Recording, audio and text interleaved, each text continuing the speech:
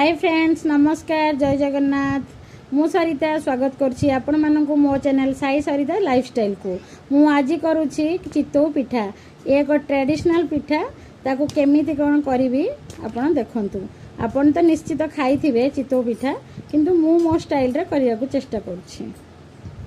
देखंतु मो चाउल 3 कप नै जाइछि, मेजरमेंट कप रे नैछि। आउ 2 स्पून हमर बिरी टिके नैछि, सेटा सॉफ्ट होबा पई बिरीटा नहीं आ गोटे नड़िया नहीं।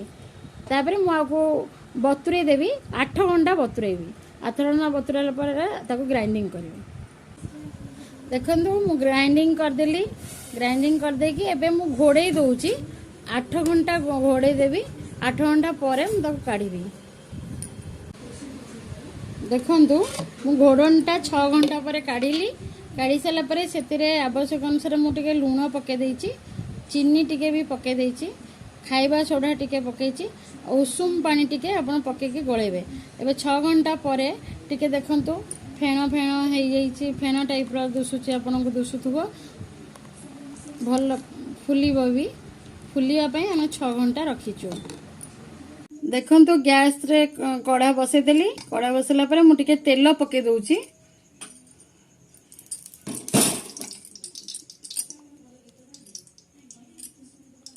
तापर मु पिठो पकाउची। देखंतु आपण तेल रे भी करि परिबे, घी रे भी करि परिबे।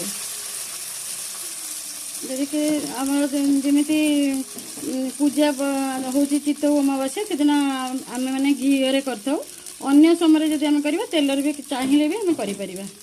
एथरे मु पूरा दे देली। एटा होची पूरा दिया चितौ पिठा। साधा करिबी, पूरा दिया भी करी। आपण देखिए 2 प्रकार है परिबो। फिर कढ़ई बसेली, तेल टिके पकेली। पकेला पर पिठौ दउची। एटा होची साधा चितौ। सेतबे करथिली पूरा दिया चितौ, एबे कली साधा चितौ। आपण गैस टा को हाई फ्लेम रे रखिवे। तापर मु ढक्कन दे दउची।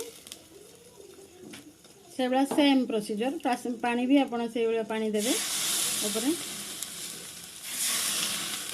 प्रोसीजर सेम, किंतु गोटे पूरा दिया गोटे साधा एई भली आपण करिवे।